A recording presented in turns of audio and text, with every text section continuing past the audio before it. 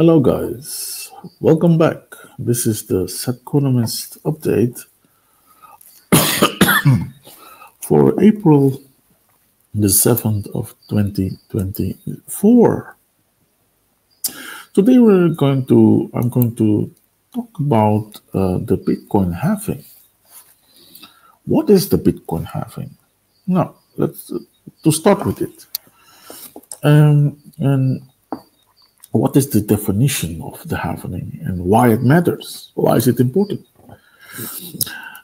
The Bitcoin halving is when Bitcoin mining reward is split in half.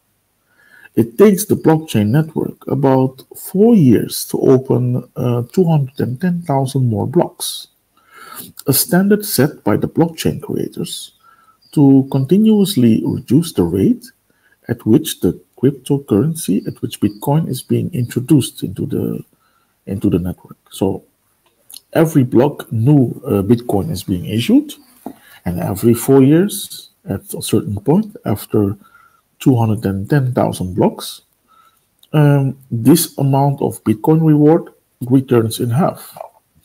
The first Bitcoin reward for every 10 minutes was issued by 50 Bitcoin, started in, let's say, 2008. And in November, the 28th November 2012, it switched back. It was cut in half. It was the first halving. It was cut in 25 Bitcoins. And then 4 years continued afterwards. And then we saw on July the 6th, 2016, these 25 Bitcoins were once again cut in 12.5 Bitcoins. So then the cycle starts. The blockchain starts to create and issue another 210,000 Bitcoins. And on May the 11th, 2020, the amount of 12.5 Bitcoins for 10 per block was split in half again to 6.25 Bitcoins. Now, the next halving is expected to occur on April, somewhere around the 20th or the 19th of April 2024. And after that halving, the block reward for every block will be about 3.125 Bitcoin.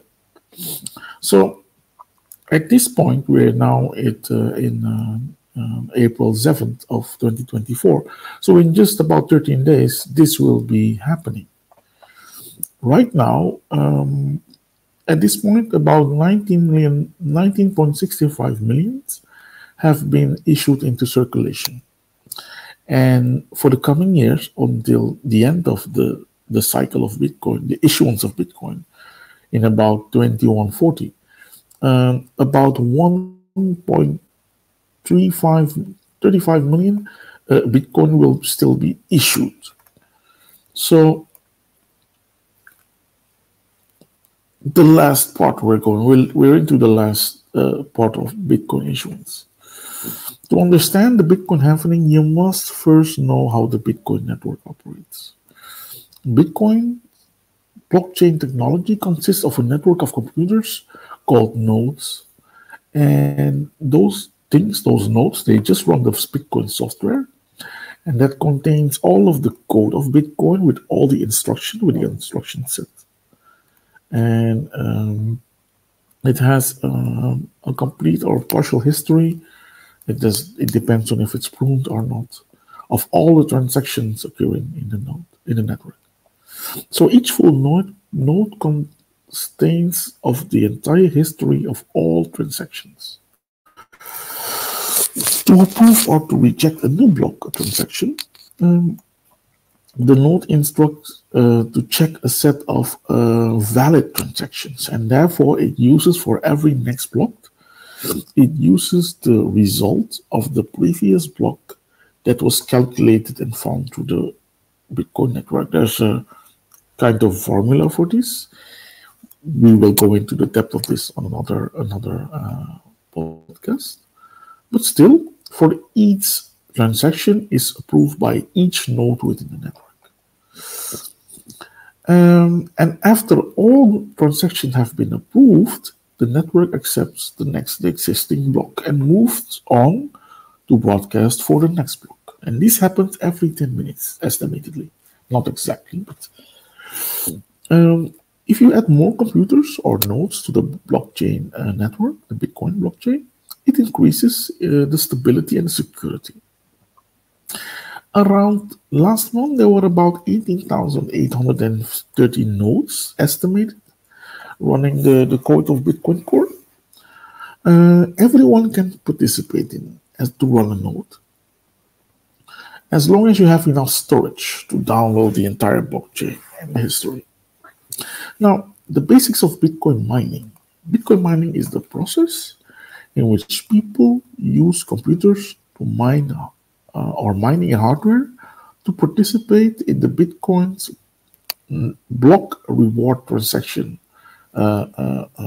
system. It's a function of the network in which a number of transactions are bundled when they have a certain amount. It will be minted in a block, and after you have to find the key. The miners try to find the key to the next block, and the first one who finds it has the ability to mint a group of transactions. Normally, they're all in the mining pool, and they solidifies those transactions in the network. Actually, the term mining is not literally what it is, what we're doing. Actually, it's more like a puzzle or a Sudoku puzzle to find the first to be the first computer to find the solution for this Sudoku puzzle. And once it has been found, this miner, it's called a hash. Once this number is found, this key is found, and it's being compared to the first.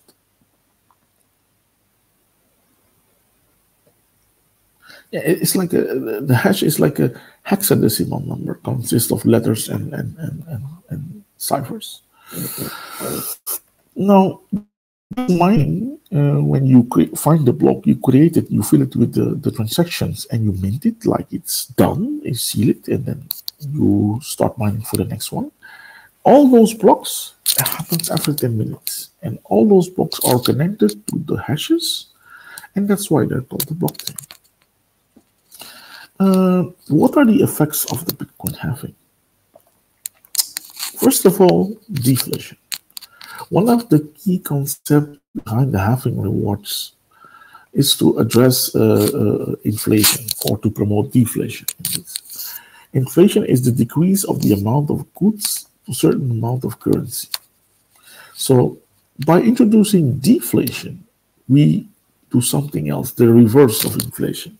So when you hold Bitcoin and use Bitcoin, the amount of Bitcoin you own the value of it will grow in time. And this value is represented in the price. The Bitcoin halving is intended to counter any inflationary effects on Bitcoin by lowering the reward amount and maintaining scarcity. However, this inflation protection mechanism does not protect Bitcoin users from the inflationary effects of the outside world, of course. It's just, if you want to get out of inflation, you store your money on the Bitcoin chain. So, demand. Because the halving reduces the number of new Bitcoins being issued, demand for new Bitcoins will generally increase. So people will try to